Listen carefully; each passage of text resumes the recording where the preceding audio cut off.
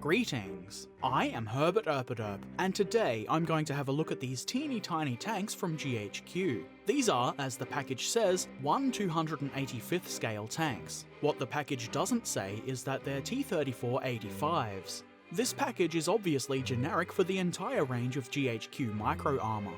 The back of the package isn't very interesting. It mostly talks about how great GHQ and their models are. This being the first models from this company that I've ever seen, I can neither confirm nor deny this.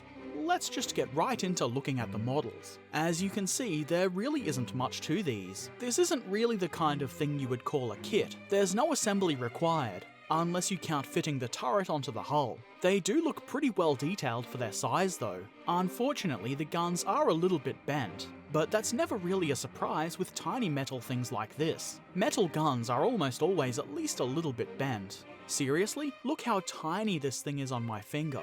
The hull measures roughly 22mm long. Looking at it this close, it's obvious that the details aren't absolutely perfect, but they are very good and should look great from a distance. There's teeny tiny bolts and cables and some grille detail. You can see that the hull isn't solid. It is hollow, though this won't impact the way the model looks during normal use. The turrets look pretty good, and the guns will be easy enough to straighten, though there is a kind of minor mold line around the middle that will take some effort cleaning up.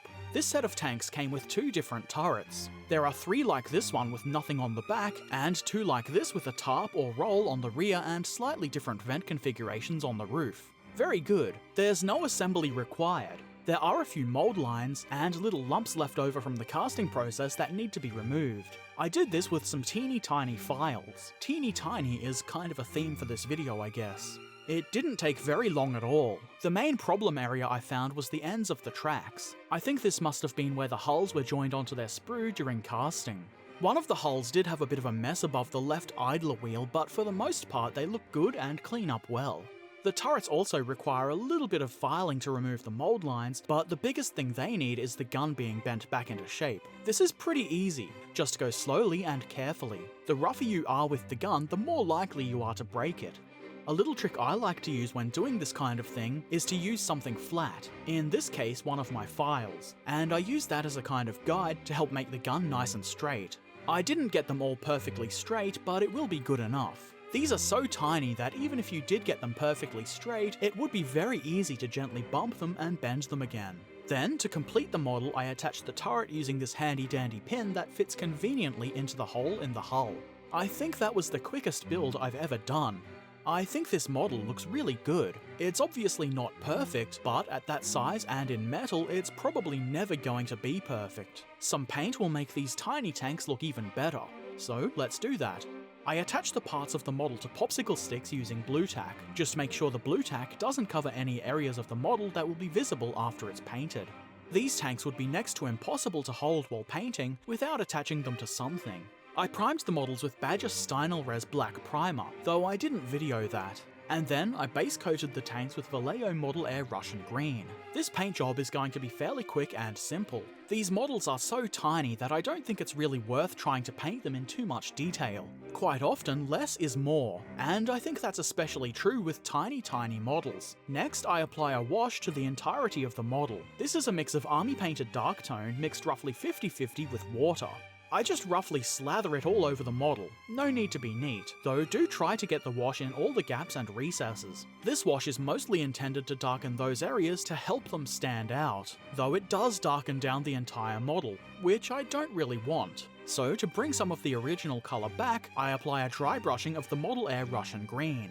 I do this fairly roughly, hitting all of the corners and edges and most of the flat surfaces too. This results in some nice colour variation all over the tank with nicely darkened gaps and recesses. The dry brushed example is on the left. To do a little bit of highlighting, I'm going to do another lighter dry brush, this time using Vallejo Model Colour Russian Uniform. I wasn't sure if this colour would look any good, and it did end up looking a little more brown than I was expecting. But it's not bad, and I think it actually looks a bit like dust and adds a kind of dirty look to the model that I like. On a larger model, now would be a good time to apply decals, but I don't have any small enough for this model. The next thing I do is paint the tracks with Model Air German Grey. Obviously, due to the size of the model, I'm using a fine brush for this. I take my time trying to be very neat with the sides of the tracks. I didn't video it, but I also paint the tyres on the road wheels with the same colour. While I was at it, I also used the German Grey on the hull machine gun and spare track links, both on the front of the hull and the side of the hull. There's also a couple of spare track links resting in the hand railings of two of the turrets, so I painted those too.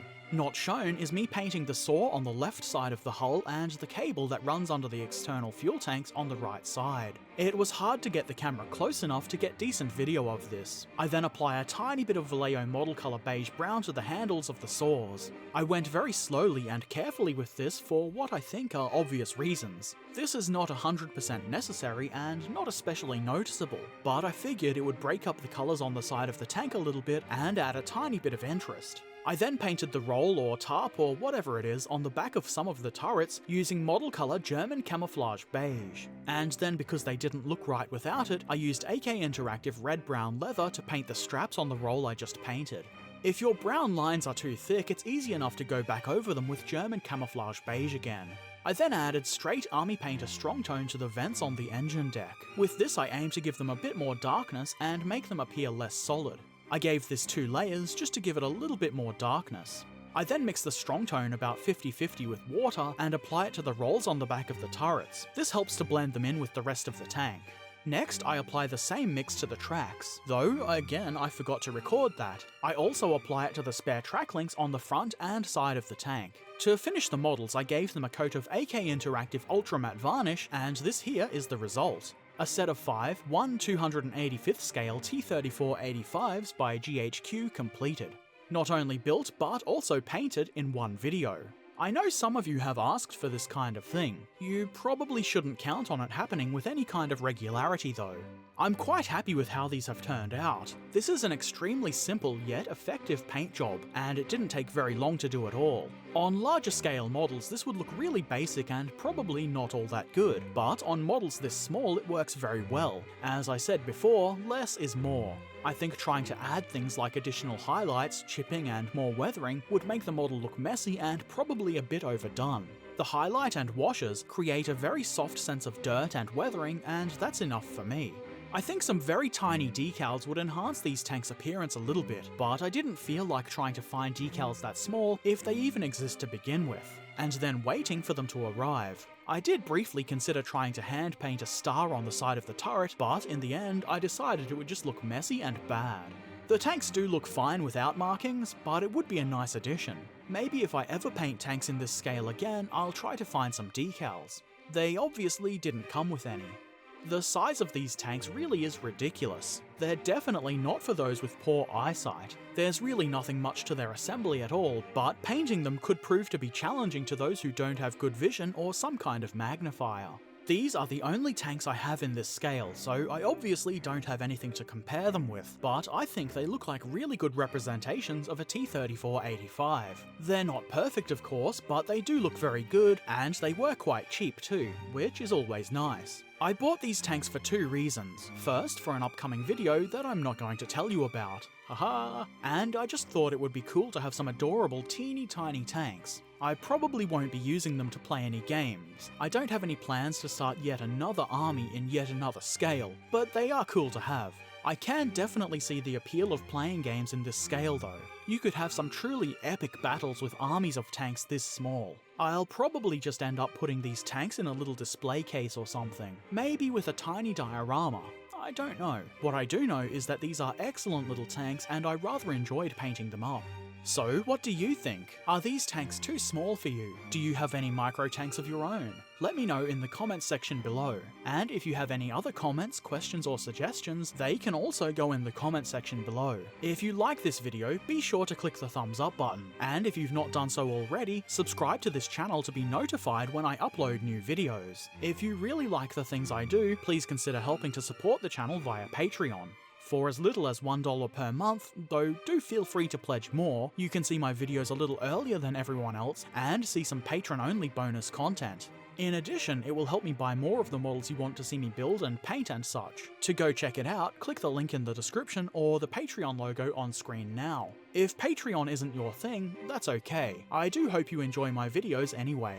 As always, I shall return soon, so until then, happy modelling and thanks for watching. Farewell.